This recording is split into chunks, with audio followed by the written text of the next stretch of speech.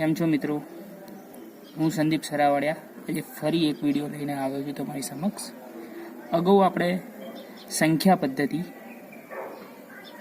ચેપ્ટરની અંદર અલગ અલગ સંખ્યાઓ વિશે જાણકારી મેળવી, જેમ કે પ્રાકૃતિક સંખ્યાઓ, પૂર્ણ સંખ્યાઓ, પૂર્ણાંક સંખ્યાઓ, સમય સંખ્યાઓ. આ સંખ્યાઓના ગુણધર્મ વિશે પણ આપણે થોડું ઘણું જાણકારી મેળવી હતી. હવે આપણે આજે આગળ વધીશું અને જોઈશું કે સમય સંખ્યા, કોઈ બી બે સમય સંખ્યા વચ્ચે કેટલી સમય સંખ્યાઓ મળી શકે એ આપણે વાત કરી દઈએ સમય સંખ્યાના ગુણધર્મમાં, કે બે સમય સંખ્યા વચ્ચે અસંખ્ય સમય સંખ્યા મળે, પણ બે સમય સંખ્યા વચ્ચેની સમય સંખ્યા શોધવા માટેની મેથડ આપણે અહીંયા જોઈશું. તો બે સમય સંખ્યાઓ વચ્ચેની કેટલી સમય સંખ્યાઓ આવેલી છે એ શોધવા માટે આપણી પાસે અલગ અલગ ત્રણ મેથડ છે.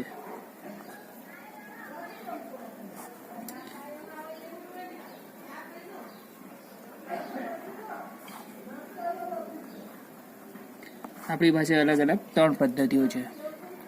તો આપણે આ ત્રણેય મેથડ એટલે કે આ ત્રણેય રીતનો અભ્યાસ ઉદાહરણ સાથે કરીશું. તો રીત નંબર 1,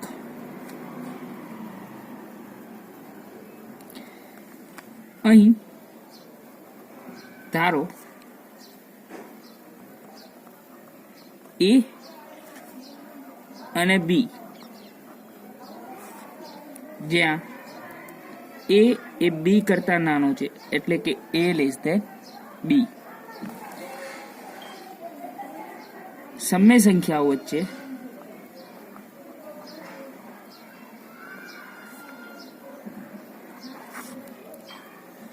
વચ્ચે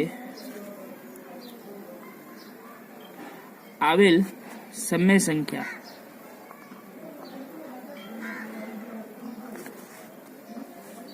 માટે આપેલ સમય સંખ્યા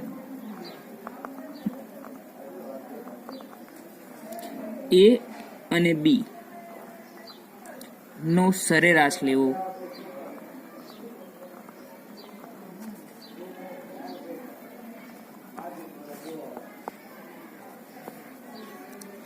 હવે A અને B નો સરેરાશ એટલે શું? કે આપેલી સમય સંખ્યા A અને B નો સરેરાશ આપણને મળશે A plus B divide by 2, એટલે કે A પ્લસ B ભાગ્યા 2.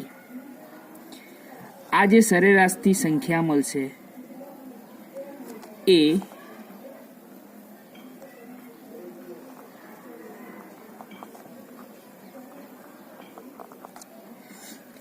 સમય સંખ્યા હશે, અને આ સમય સંખ્યા A અને B વચ્ચે આવેલી હશે, એટલે કે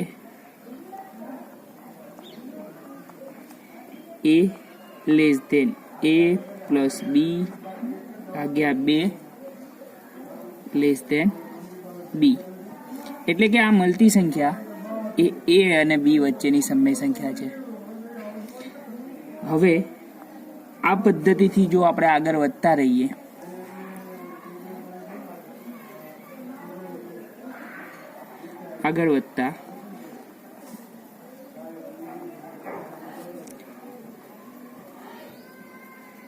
બે સમય સંખ્યા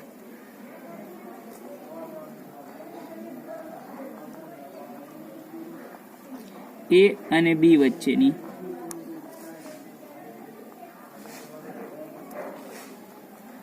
સમય સંખ્યાઓ મળશે.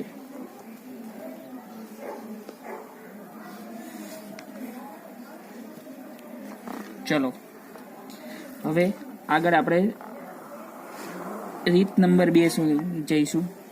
રીત નંબર 2, તો રીત નંબર 2 ની વાત કરીએ તો અહીં આપણે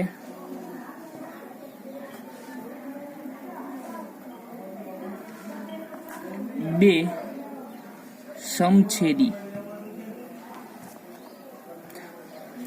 સમછેદી મતલબ કે જેના છેદ સમાન હોય તેવી બે સમય સંખ્યા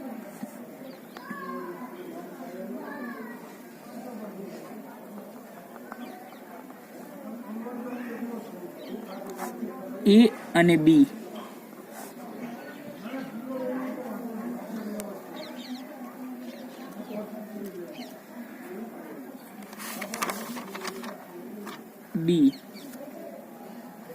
ને અહીં ધ્યાનમાં લઈશું.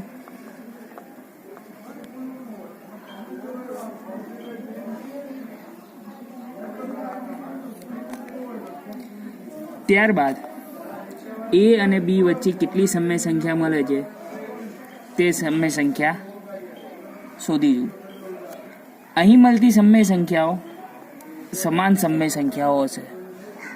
અહીં મળતી સમય સંખ્યાઓ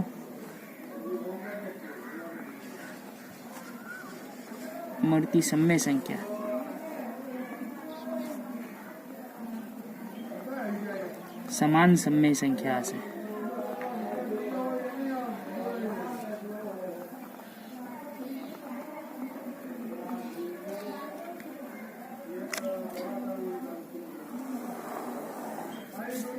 રીત નંબર 3. A અને B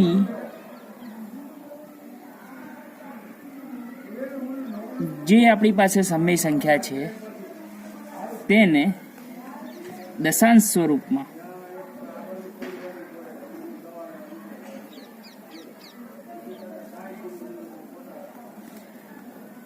દર્શાવતા અને તેની વચ્ચેની સમય સંખ્યાઓ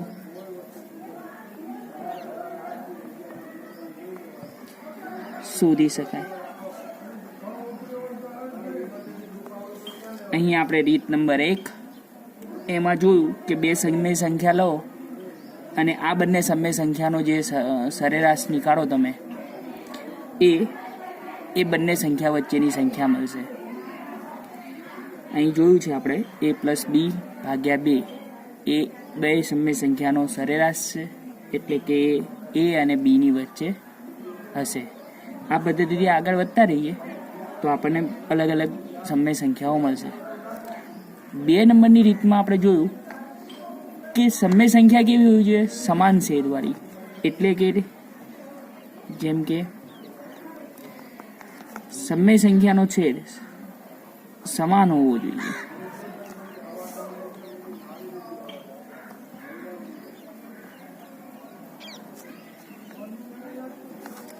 આવી જે સમય સંખ્યા મળે એને સમાન સમય સંખ્યાઓ સમછેદી સમય સંખ્યાઓ કહેવાય. હવે આ સમછેદી સમય સંખ્યાઓ વચ્ચેની સમય સંખ્યાઓ શોધવા માટે આપણે અહીં રીત જોઈશું. રીત 3માં શું છે કે બે સમય સંખ્યાઓ આપેલી છે એને દશાંશ સ્વરૂપમાં ફેરવો અને આપણે એ બંને વચ્ચેની સમય સંખ્યાઓ શોધીશું. હવે આ દશાંશ સ્વરૂપમાં ફેરવો ત્યારે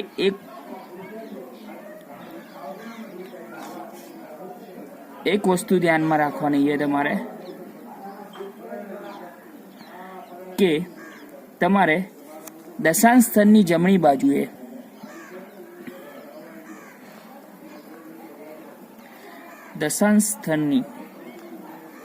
બાજુએ શૂન્ય ઉમેરવું.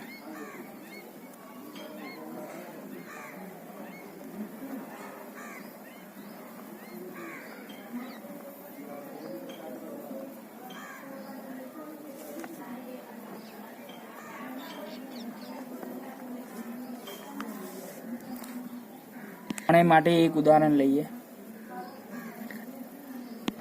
ચલો આ ત્રણેય રીત આપણે ઉદાહરણ સાથે જોઈએ. અહીં આપણે બે સમય સંખ્યાઓ લઈ લઈએ.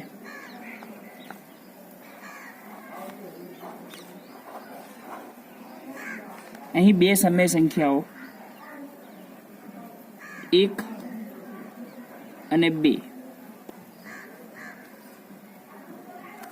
1 અને 2 સમય સંખ્યાઓ વચ્ચે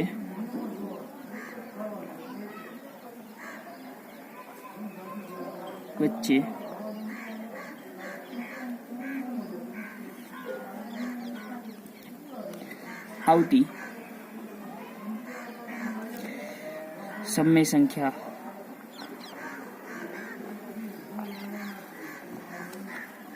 શોધો. અહીં આપણને કઈ સમય સંખ્યાઓ આપી છે? 1 અને 2. તો પહેલી રીતની અંદર આપણે વાત કરી હતી કે બે સમય સંખ્યા a અને b વચ્ચેની સમય સંખ્યા શોધવા માટે એ બંને સંખ્યાનો સરેરાશ લેવાનો. આ જે સરેરાશ મળે એ આપેલી સમય સંખ્યાઓ વચ્ચેની સમય સંખ્યા હશે.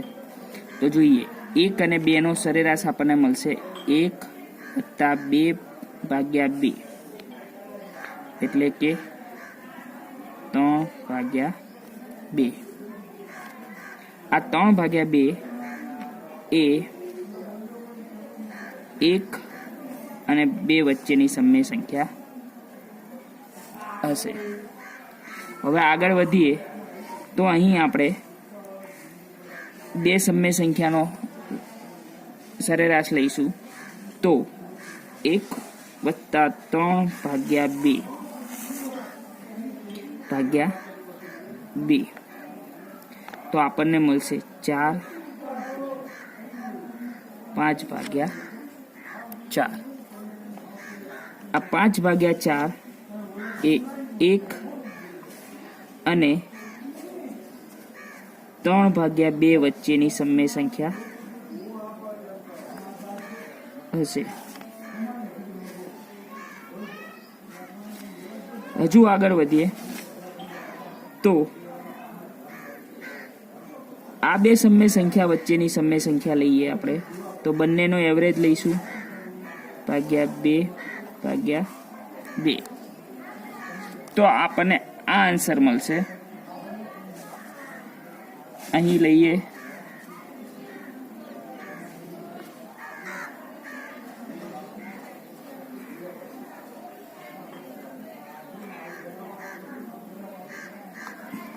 અગિયાર ભાગ્યા 8.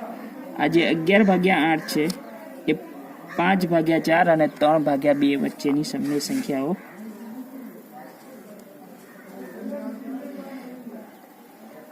હશે. એટલે કે જેમ સરેરાશ લેતા જઈશું બંને સંખ્યાઓ વચ્ચેનું, તેમ તમને અસંખ્ય સમય સંખ્યાઓ મળશે. રીત 2 માં જોઈએ. રીત 2 માં આપણે વાત કરી કે અહીં બે સમછેદી સમય સંખ્યાઓ લઈશું. જેમ કે બે સમછેદી સમય સંખ્યાની વાત કરીએ તો આપણી પાસે બે સંખ્યાઓ છે. આગળ વધીએ. રીત 2. રીત 2 ની અંદર આપણે વાત કરી હતી કે બે સંખ્યાઓને સમાન છેદી સંખ્યાઓ બનાવવાની અને એ બંને વચ્ચેની સમય સંખ્યાઓ શોધવાની. તો અહીં આપણને કીધું છે 1 અને 2 વચ્ચેની 5 સમય સંખ્યાઓ શોધો. અહીં આપણને 5 સમય સંખ્યા શોધવાની છે, એટલે કે 5 + 1 થશે 6. હવે આ બંને સંખ્યાને આપણે છેદમાં 6 મૂકી દઈએ.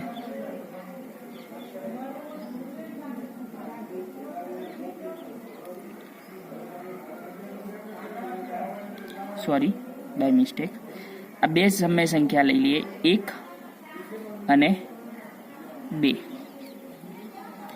આ સમય સંખ્યાઓના છેદમાં સમાન છેદ 6 મૂકીએ તો 6 વડે ગુણો અને 6 વડે ભાગો. અહીંયા પણ 6 વડે ગુણાકાર કરો અને 6 વડે ભાગાકાર. એટલે કે અહીંયા આપણને મળશે 6 ભાગ્યા 6 અને અહીંયા મળશે 12 ભાગ્યા 6. હવે આપણી પાસે બે સંખ્યા મળી, 6/6 અને 12/6, એટલે કે 6/6 થી લઈને 12/6 સુધીની સમય સંખ્યાઓ લખીશું.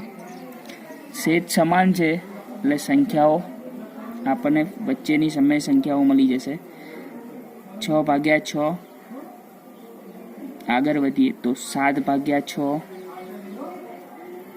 આગળ વધીએ તો 8/6, 9/6, 10/6, 11/6 અને 12/6. 6/6 અને 12/6 વચ્ચેની આપણે સમય સંખ્યાઓ શોધી. આ આપણી થઈ રીત નંબર 2. આગળ વધીએ રીત નંબર 3 ઉપર. તો રીત નંબર 3માં વાત કરી હતી કે સમય સંખ્યાને દશાંશ સ્વરૂપમાં ફેરવવાના છે, પણ એ બી વાત કરી હતી કે દશાંશ સ્વરૂપમાં ફેરવતી વખતે દશાંશ સ્વરૂપની જમણી બાજુ આપણે શૂન્ય મૂકવાનું છે. તો 1 અને 2 આ સમય સંખ્યાઓને દશાંશ સ્વરૂપમાં ફેરવીએ તો આપણને મળશે 1.0 અને અહીં મળશે 2.0. હવે 1.0 અને 2.0 વચ્ચેની સમય સંખ્યાઓ આપણે લખીશું. તો કઈ મળશે આપણને? 1.1, 1.2, 1.3, 1.4, 1.5. આમ અસંખ્ય સમય સંખ્યાઓ તમે લખી શકો. આ આપણી થઈ ગઈ રીત નંબર 3. આપણે સ્વાધ્યાય 1.1 તરફ. એમાં આપેલા પ્રશ્નોનો સોલ્યુશન આપણે અહીંયા કરવાનું છે. તો અહીં જોઈએ, પહેલો ક્વેશ્ચન શું આપ્યો છે કે શું શૂન્ય એ એક સમય સંખ્યા છે? શું તમે તેને પી પૂર્ણાંક સંખ્યા અને ક્યુ શૂન્યતર પૂર્ણાંક સંખ્યા હોય તેવા પી અને ક્યુ માટે P/Q સ્વરૂપમાં તમે લખી શકશો? તો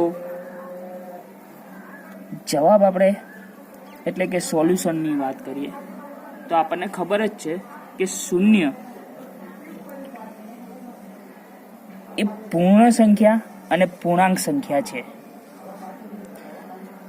શૂન્ય એ પૂર્ણ સંખ્યા અને પૂર્ણાંક સંખ્યા છે. અને આપણે આગળ જોઈ ગયા કે દરેક પૂર્ણ સંખ્યા અને પૂર્ણાંક સંખ્યા એ સમય સંખ્યા છે. એટલે કે અહીં આ વાક્ય સત્ય છે. એટલે કે સત્ય છે. હા, શૂન્ય એ એક સમય સંખ્યા છે. કારણ આપીએ તો શૂન્ય એ પૂર્ણ સંખ્યા અને પૂર્ણાંક સંખ્યા છે. અને દરેક પૂર્ણ સંખ્યા અને પૂર્ણાંક સંખ્યા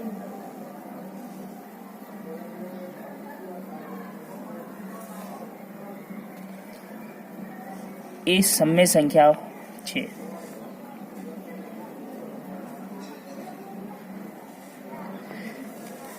માટે શૂન્ય એ કેવી સંખ્યા છે? સમય સંખ્યા છે. આમ શૂન્ય કેવી સંખ્યા થશે? સમય સંખ્યા છે.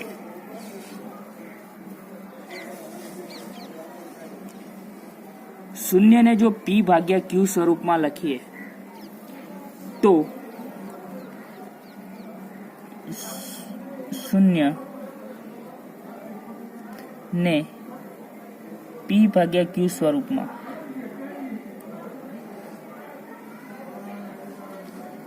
અનેક રીતે લખી શકાય.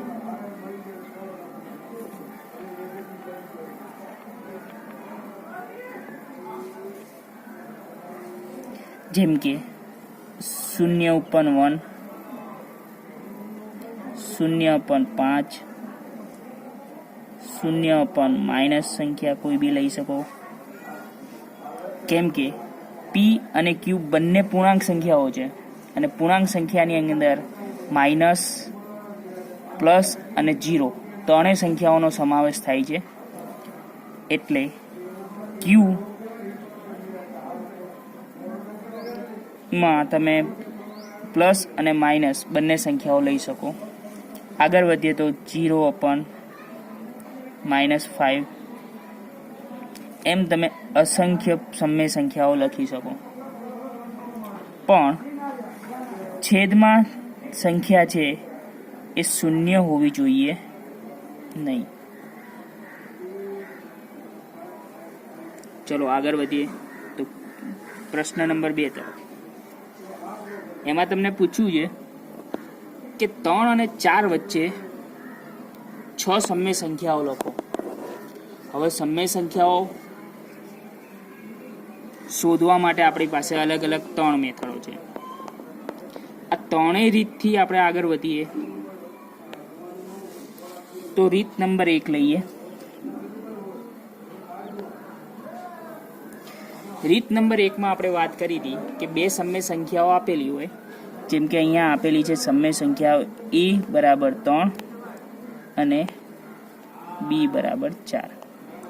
જો આ સમય સંખ્યાનો સરેરાશ લઈએ તો જે સંખ્યા મળે એ 3 અને 4 સંખ્યા વચ્ચેની સમય સંખ્યા હશે.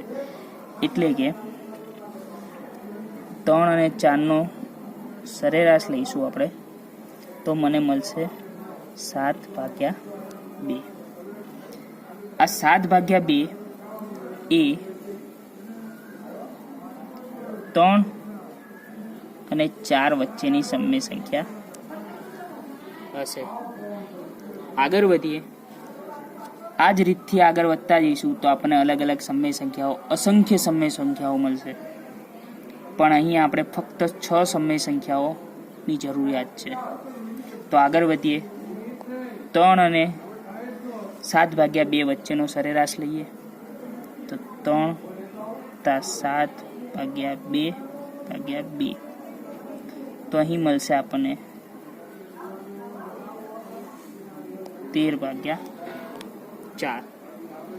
આ 13/4 એ 3 અને 7/2 વચ્ચેની સમય સંખ્યા છે. જે બે સમય સંખ્યાનો એવરેજ લઈએ એ બે સમય સંખ્યા વચ્ચેની સંખ્યા મળશે આપણને 3/13/4 લેસ ધેન.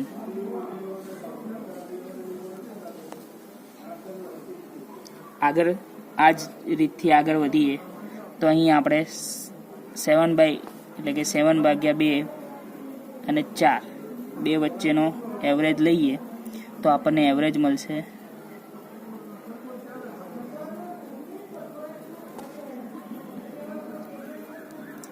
15/4. 15/4 એ 7/2 અને 4 વચ્ચેની સમય સંખ્યા મળશે.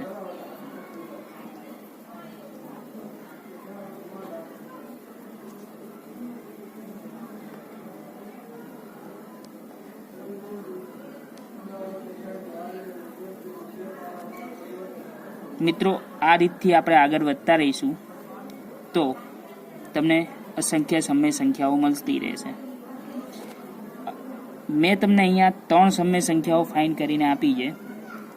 આગળની તમારે બાકીની 3 સમય સંખ્યાઓ તમારી જાતે તમારે ફાઇન કરવાની અને મને કોમેન્ટમાં જણાવવાનું છે.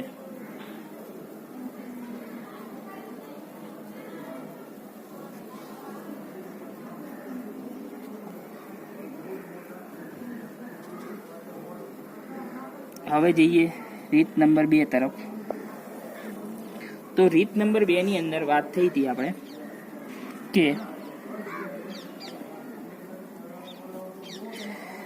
સમય સંખ્યાને સમાન છેદી સમય સંખ્યા તરીકે દર્શાવવાની અને તેમની વચ્ચે આપણે સમય સંખ્યાઓ શોધવાની છે. તો અહીં આપણે 3 અને 4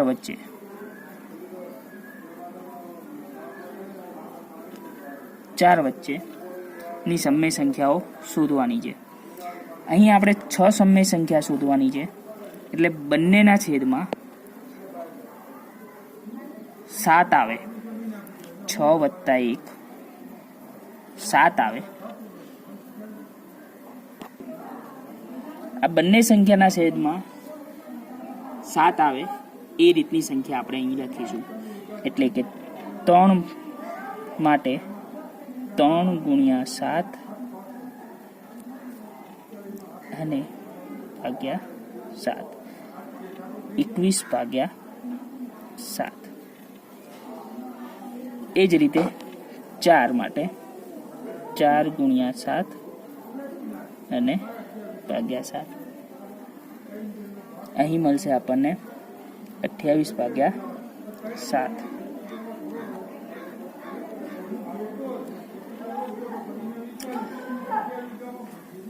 અહીં આપણને 2 સમય સંખ્યાઓ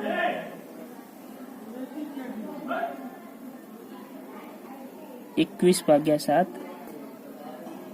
અને 28/7 વચ્ચેની સમય સંખ્યાઓ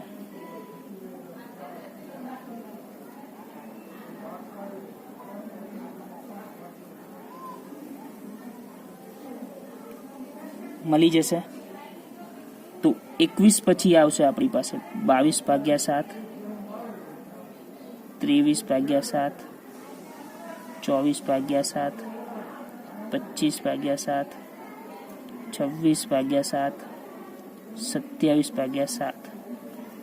આમ અનુક્રમે આપણને 6 સમય સંખ્યાઓ અહીં પ્રાપ્ત થઈ ગઈ છે. હવે રીત નંબર 3 થી જોઈએ. રીત નંબર 3 માં આપેલી સમય સંખ્યાઓને આપણે દશાંશ સ્વરૂપમાં દર્શાવી એ બંને સંખ્યાઓ વચ્ચેની સમય સંખ્યાઓ શોધવાની છે. એટલે કે અહીંયા આપણને આપ્યા છે 3. આ 3 ને આપણે દશાંશ સ્વરૂપમાં લખીશું તો 3.0 તરીકે લખાય. અને 4 ને લખીએ આપણે તો લખાશે 4.0. અહીં 3.0 અને 4.0 વચ્ચેની સમય સંખ્યાઓ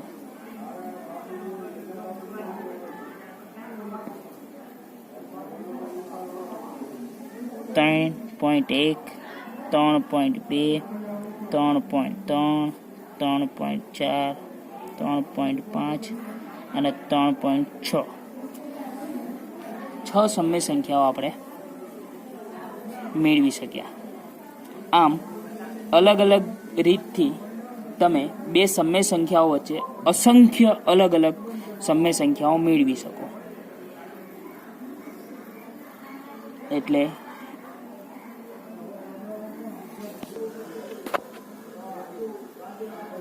ચલો 3/6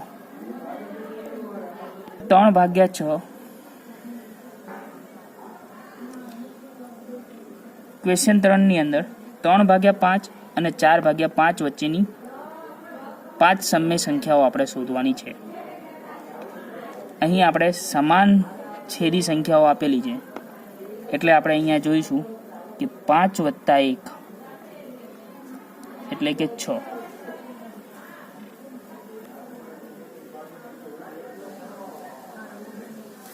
આ બંને સમય સંખ્યાઓને આપણે 6 વડે ગુણીશું અને 6 વડે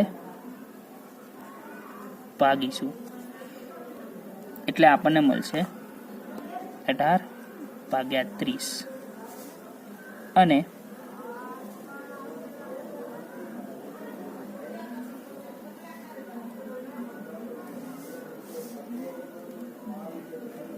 4/5 ને 6 વડે ગુણીશું અને 6 વડે ભાગીશું તો આપણને અહીંયા મળશે 24/30. હવે અહીંયા જોઈએ આપણે તો 18/30 થી લઈને 24/30 વચ્ચે સમય સંખ્યાઓ મળે 19/30,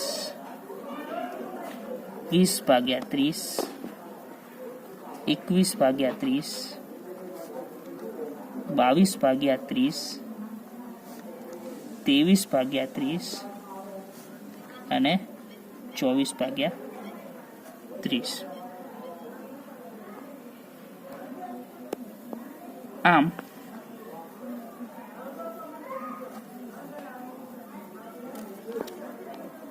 19/30, 20/30, 21/30,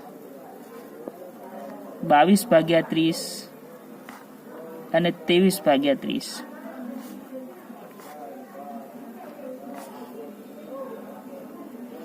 એ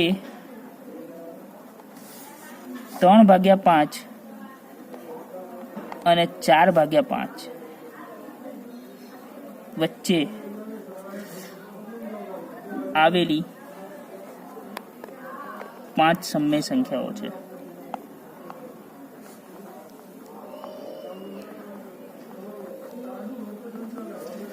અહીં આપણને 5 સમય સંખ્યા શોધવાની કીધી હતી એટલે આપણે 5 સમય સંખ્યાઓ શોધી. બાકી 2 સમય સંખ્યાઓ વચ્ચે અસંખ્ય સમય સંખ્યાઓ મળી શકે. ક્વેશ્ચન નંબર 4 તરફ જઈએ.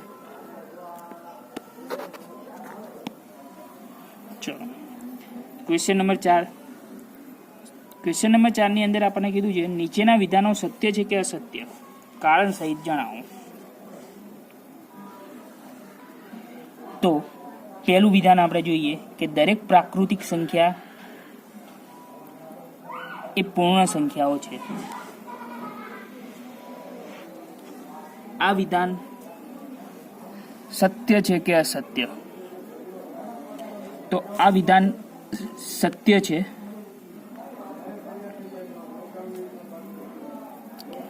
હવે જો સત્ય વિધાન હોય તો આપણે કારણ તો આપવું પડશે. તો વાત કરીએ પ્રાકૃતિક સંખ્યા, એટલે કે પ્રાકૃતિક સંખ્યાને આપણે n વડે દર્શાવીએ અને n ની અંદર કેટલી સંખ્યાઓ આપેલી હોય છે?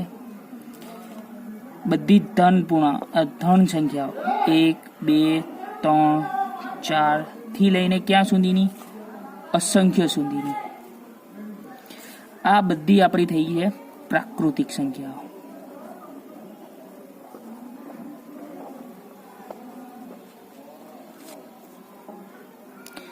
અને પૂર્ણ સંખ્યા એટલે કે વોલ નંબર કેપિટલ W વડે દર્શાવતા હતા આપણે.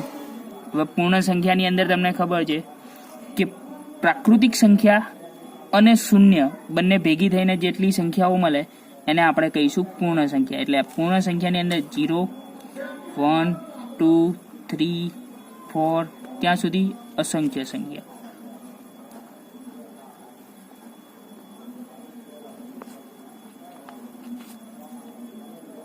અહીં આપણે સ્પષ્ટ રીતે જોઈ શકીએ કે પૂર્ણ સંખ્યાઓની અંદર બધી જ પ્રાકૃતિક સંખ્યાઓનો સમાવેશ થાય છે. એટલા માટે આપણે કહી શકીએ કે પ્રાકૃતિક સંખ્યા એ પૂર્ણ સંખ્યા છે. ચલો બીજા નંબર ઉપર જઈએ.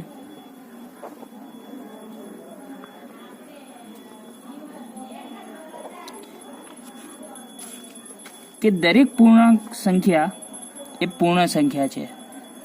તો આ વિધાન અસત્ય છે.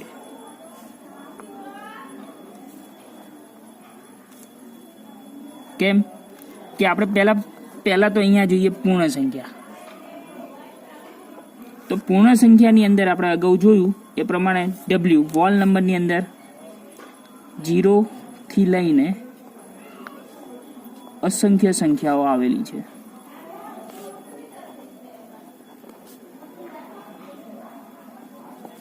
અને પૂર્ણાંક સંખ્યાની વાત કરીએ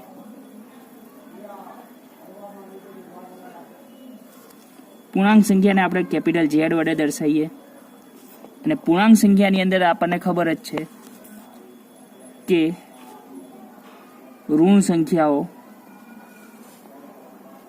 શૂન્ય અને ધન સંખ્યાઓ આવેલી હોય. હવે જોઈએ કે પૂર્ણાંક સંખ્યા એ પૂર્ણ સંખ્યા કહી શકાય નહીં, કેમ કે પૂર્ણાંક સંખ્યાની અંદર અહીં ઋણ સંખ્યાઓ આપેલી છે અને પૂર્ણ સંખ્યાની અંદર 0 અને ફક્ત ધન સંખ્યાઓ જોવાય. એટલા માટે આ વિધાન અસત્ય છે. આગળ વધીએ 3 નંબર ઉપર. તો દરેક સમય સંખ્યા એ પૂર્ણ સંખ્યા છે.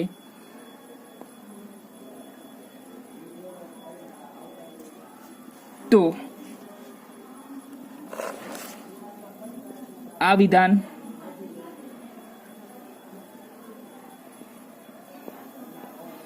અસત્ય છે.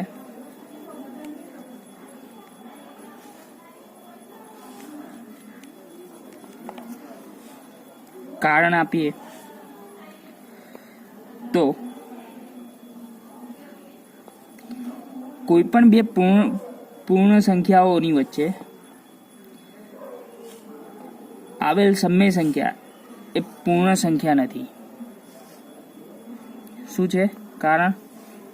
કે બે ક્રમિક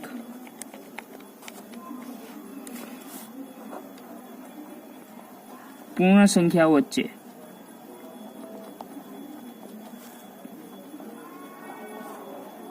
આવેલ સમય સંખ્યા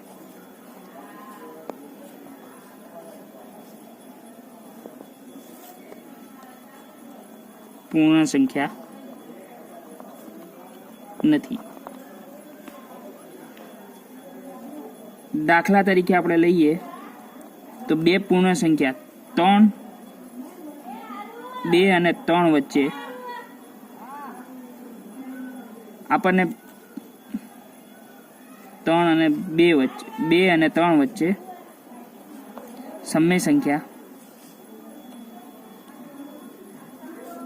5/2 મળે. 5/2 એ પૂર્ણ સંખ્યા નથી. કેમ 5/2 પૂર્ણ સંખ્યા કેમ નથી? કે આપણને ખબર છે કે પૂર્ણ સંખ્યાની અંદર 0 અને ધન પૂર્ણાંકો જ મળે.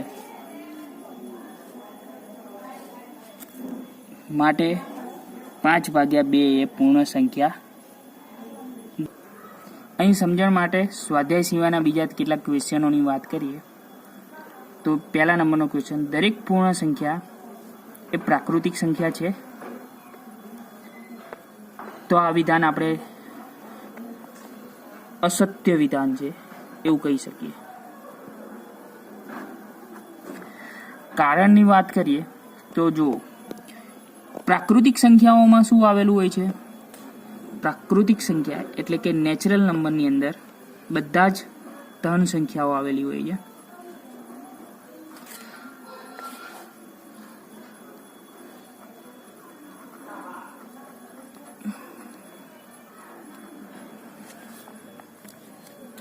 અને પૂર્ણ સંખ્યા એટલે કે વોલ નંબરની અંદર બધી ધન સંખ્યા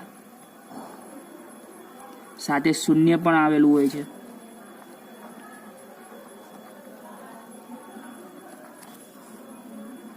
આપણને ક્વેશ્ચનમાં કીધું છે દરેક પૂર્ણ સંખ્યા એ પ્રાકૃતિક સંખ્યા છે. તો જો અહીંયા શૂન્યની વાત કરીએ, એ પૂર્ણ સંખ્યા તો છે પણ પ્રાકૃતિક સંખ્યા નથી. એટલે આ વિધાન અસત્ય છે. 2 નંબરની વાત કરીએ કે દરેક પૂર્ણાંક સંખ્યા એ સમય સંખ્યા છે. તો આ વિધાન સત્ય છે. કેમ કે દરેક પૂર્ણાંક સંખ્યા એમને આપણે m/1 સ્વરૂપમાં લખી શકીએ.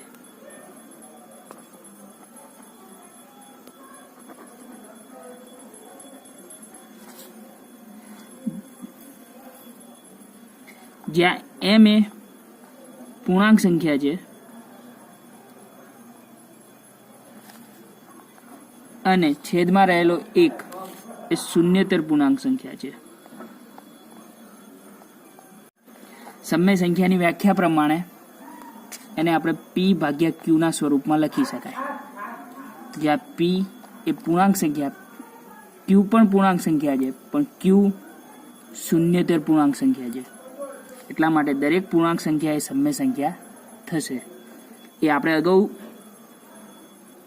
સમય સંખ્યાના ગુણધર્મમાં જોઈ ગયા છે, પણ અહીં આપણે થોડું સ્પષ્ટ કર્યું. અગાઉ વાત કરીએ, દરેક સમય સંખ્યા એ પૂર્ણાંક સંખ્યા છે, તો આ વિધાન અસત્ય છે.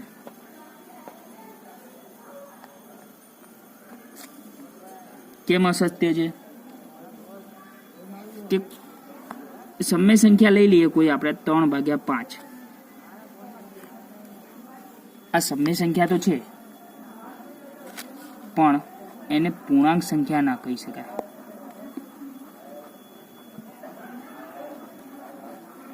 કેમ? કેમ કે પૂર્ણાંક સંખ્યાની અંદર આપણને ખ્યાલ છે, પૂર્ણાંક સંખ્યા z ની અંદર 0 ધન સંખ્યાઓ